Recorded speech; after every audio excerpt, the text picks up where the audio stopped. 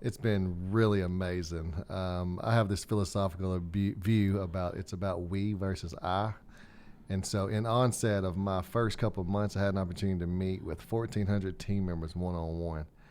And that gave leeway to our strategy. And who better knows the strategy versus the people who's doing the work? And what is that strategy? So it's a multi-pronged strategy. Number one is quality is our best strategy. So we sought after making our CMS star rating goals to be a 5-star facility. How do we do that? We changed our medical exec committee. We now have clinical advancement teams. And those teams are focused on mere strategy around how we can decrease mortality, collapses, so that we can produce and render high quality outcomes. Now, you came during a really rough time. I mean, it was in the midst of the grasp of the pandemic. What kind of challenges did that bring, and what did you do to help solve those? Absolutely. Thank you for the question.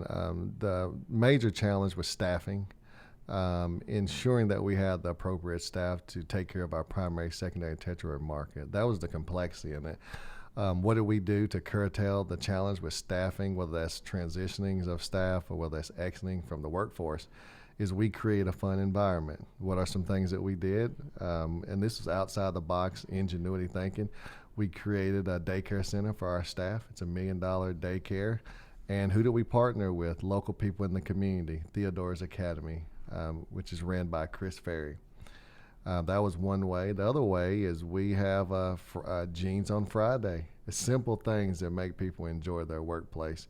The other thing is creating an atmosphere of safety. We put security cameras in our parking garage. That was important. When our night shift has to come to work, we want to make sure that they're safe. We redeveloped our tunnels. We did some scripting about You Matter. Prior to us doing that, they were bland.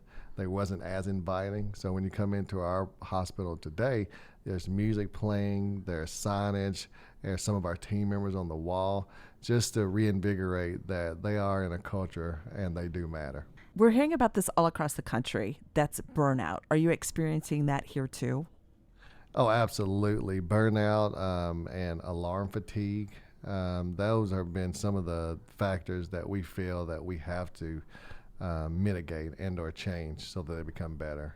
Our goal is to improve quality outcomes.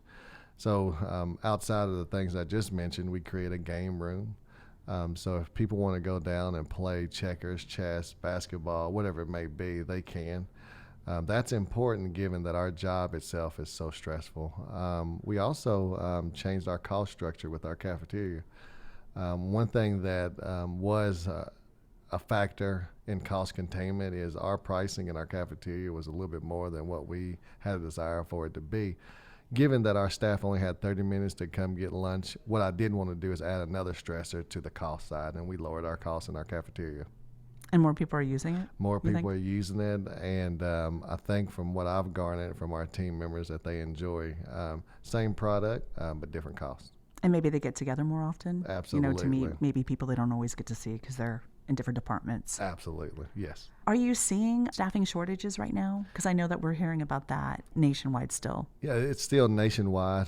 Within our primary, secondary, tertiary market, what I see is nurses potentially transitioning from one employer to the next. We still have the same pie. It's 100,000 people in Sioux City proper, but you have different organizations. So in some facets, some organizations win on recruiting. Some organizations win on retention. I think our phenomenon for our facility is we just want to be able to be known for the best place to work. Now, I know last week you just put the mask mandate into place. How are things currently with COVID? From our perspective, the incident has increased related to COVID, and we follow our CDC guidelines.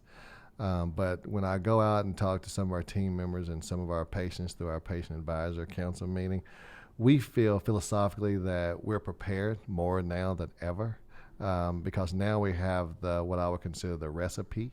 When I came on board, the recipe was still being worked on. Now I have all the appropriate triggers. Masking would be one of those triggers. Hand washing would be another trigger.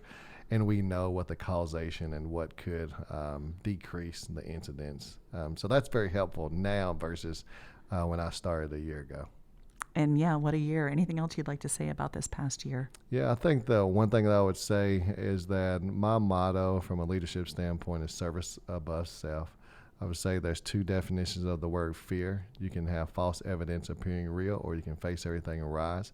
And that's what our team has done. And I'm so proud and so privileged to work with a great group of people serving this community above self.